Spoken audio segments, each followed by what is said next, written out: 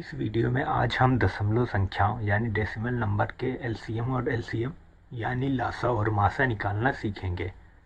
तो हमें 0.63 और 1.05 और 2.1 का एलसीएम और एचसीएफ निकालना है।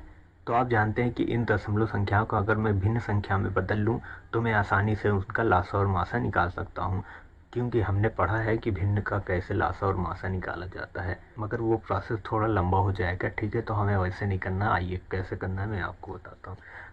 आपको पहले दशमलव को नज़रअंदाज करना है। तो आपको ये देखना है कि दशमलव के बाद सारी संख्याओं में बराबर अंक होने चाहिए।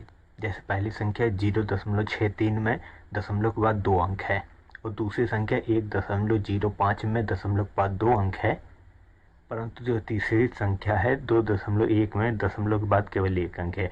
तो सारी संख्याओं में दशमलव के बाद बराबर अंक होने चाहिए। तो जो तीसरी संख्या है उसमें 1 अंक है, तो हम वहाँ पर लास्ट में 1 अंक यानी 0 लगा लेंगे। तो हमारी तीसरी संख्या हो जाएगी 2.10। तो हमारी जो तीनों संख्याएं होंगी वो होंगी 0.63 पहली संख्या, दूसरा 1.05 और तीसरी संख्या होगा 2.10। तो तीनों संख्याएं हमारी ऐसे हो जाएगी। अब हमें नज़रअंदाज करना है दशमलव को, तो हम दशमलव नहीं देखेंगे। तो अगर दशमलव ना देखूं तो मेरी संख्या क्या हो रही है, वो हो रही है 63, 105 और 210 ये हो रही। अब मैं इन संख्याओं का क्या करूंगा कि लासा और मासा निकालूंगा, और क्योंकि दशमलव के बाद 2 अंक थे तो मैं 2 अंक बाद दशमलव लगा दूंगा, तो हमारा आंसर आ जाएगा। और ये शॉर्ट ट्रिक है, आसानी से इसको किया जा सकता है।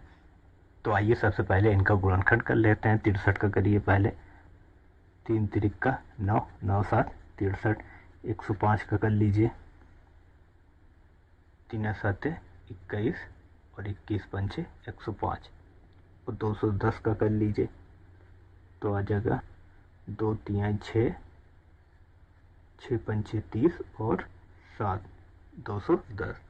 क्योंकि इसमें संख्या रिपीट हो रही तो मैं इसको लिख सकता हूँ 3 की घात 2 इंटू 7। बाकी में कोई संख्या रिपीट नहीं हो रही है तो इसको ऐसे लिखेंगे, ठीक है। अब मुझे इनका क्या निकालना है, एलसीएम निकालना है, एलसीएम, ठीक है। तो आपको मैंने बताया है कि हमें सारे फैक्टर लेने होते हैं, और क्या फैक्टर है देखिए, 3 है, 7 है, 3 7 5, 2 3 5 7। तो टोटल फैक्टर क्या है, 2 है, 3 भी है, 5 भी है और 7 है। इतने हैं टोटल फैक्टर। अब इन फैक्टरों की जो मैक्सिमम घात है वो लगानी होती है। तो आइए 2 की घात 1 ही है, 3 की मैक्सिमम घात 2 है, 2 लगा दूंगा। और 5 की मैक्सिमम घात 1 है तो 1 लगी, और 7 की भी मैक्सिमम घात 1 है तो 1 लगी हुई। अब इसको सॉल्व कर लेंगे।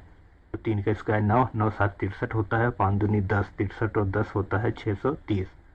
तो हमारा लासा आया 630। इसी प्रकार हम एचसीएफ निकालूँ अगर, तो क्या करना होगा, मुझे कॉमन फैक्टर देखने होंगे जो तीनों संख्याओं में कॉमन है। तो इसमें 3 है, इसमें 3 है, इसमें भी 3 है, तो कॉमन फैक्टर हमारा एक 3 आ गया। फिर आइए देखिए, इसमें 7 है, इसमें 7 है और इसमें 7 है, तीनों संख्या में 7 भी है, तो कॉमन फैक्टर हमारा दूसरा 7 आ गया। अब हमें मिनिमम घात लगानी है। तो आइए देखिए, यहाँ घात 2 है, यहाँ 1 है, यहाँ 1 है, तो 3 की घात 1, ठीक है। यहाँ 7 की घात 1 है, यहाँ भी 1 है, यहाँ भी 1 है, तो 7 की घात 1। इसको हल कर लेंगे तो 21। तो हमारा मासा भी आ गया। मगर ये हमने जो निकाला है इसमें दशमलव हटाया हुआ है, हमने अभी एक दशमलव लगाना है हमें फाइनल आंसर निकालने के लिए। तो मैंने क्या बताया है, क्योंकि दशमलव के बाद 2 अंक थे, देखिए यहाँ पर 2 अंक थे, तो अब मैं 2 अंक बाद दशमलव लगा लूँगा। तो हमारा जो फाइनल आंसर होगा, जो हमें निकालना था, क्योंकि हमारी 2 दशमलव संख्याएँ थी, उसमें लासा आएगा 6.30, क्योंकि 1 अंक 2 अंक बाद दशमलव लगाऊंगा। और यहाँ पर भी अगर मैं दशमलव लगाऊं तो 1 अंक 2 अंक यहाँ पर लगाऊंगा, तो आ जाएगा 0.21। तो लासा हमारा 6.30 आया और मासा आया 0.21। तो इस तरह से आप किसी भी दशमलव संख्याओं का लासा और मासा आसानी से कम समय में निकाल सकते हैं।